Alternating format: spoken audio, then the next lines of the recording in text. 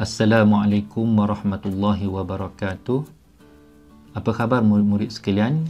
Berjumpa lagi kita dalam pembelajaran Pendidikan Islam tahun 6. Pada kali ini kita akan berbincang tentang ibadah puasa pada bulan Ramadan.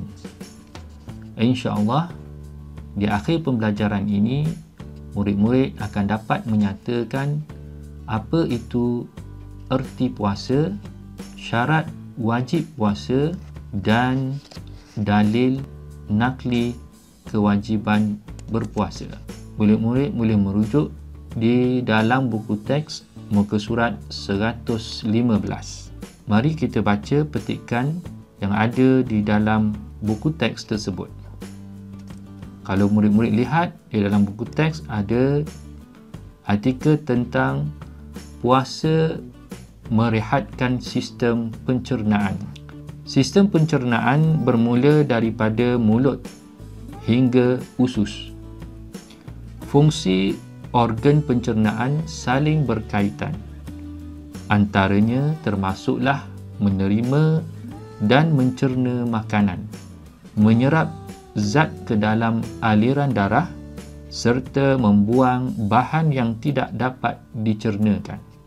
Terdapat juga organ lain seperti hati yang berhubung dengan organ pencernaan. Pankreas pula menghasilkan enzim pencernaan. Hempedu perlu untuk membantu pencernaan dan penyerapan lemak. Ketika berpuasa, bebanan makanan berkurang dalam badan.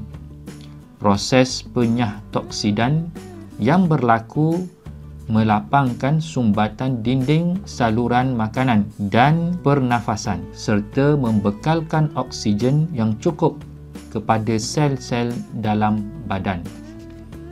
Itulah yang berlaku ketika kita berpuasa. Yang mana puasa ini boleh merehatkan sistem pencernaan yang ada di dalam tubuh kita. Kemudian kita lihat apakah pengertian puasa. Puasa ialah menahan diri daripada perkara yang membatalkan puasa, bermula daripada terbit fajar hingga terbenam matahari berserta dengan niat dan syarat-syarat yang tertentu. Okey, itu maksudnya berpuasa. Iaitu kita tahan diri kita daripada melakukan perkara-perkara yang boleh membatalkan puasa daripada terbit fajar iaitu waktu subuh.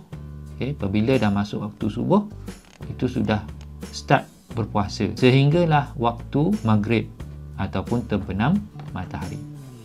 Jadi sepanjang siang hari tersebut kita tidak makan dan melakukan perkara-perkara yang boleh membatalkan puasa.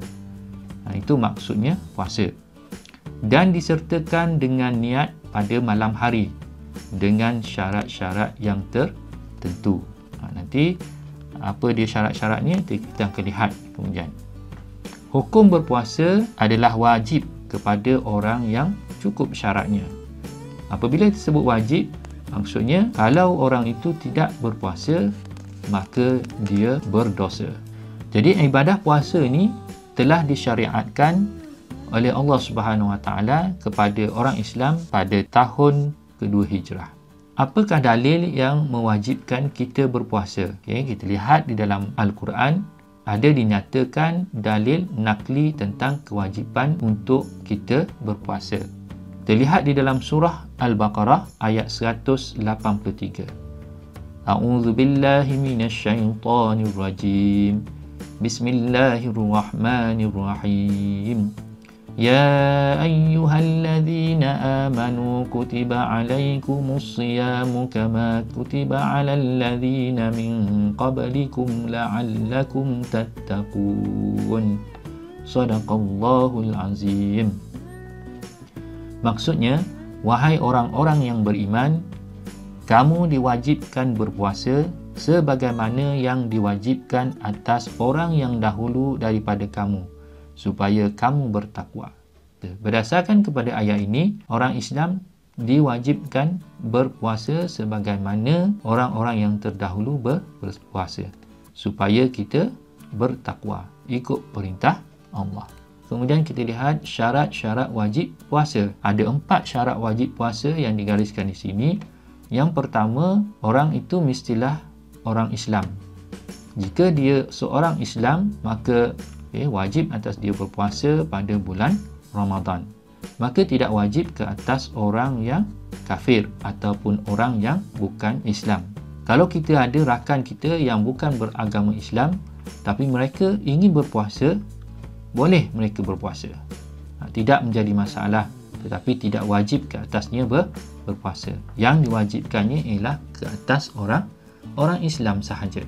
Kalau orang Islam itu tidak berpuasa, maka dia berdosa. Yang kedua ialah berakal. Orang yang berakal wajib berpuasa. Orang gila tidak wajib ke atasnya untuk berpuasa. Syarat wajib berpuasa yang ketiga ialah baligh. Maka tidak diwajibkan berpuasa kepada mereka yang belum baligh atau belum cukup umur. Namun begitu, digalakkan latihan berpuasa kepada kanak-kanak.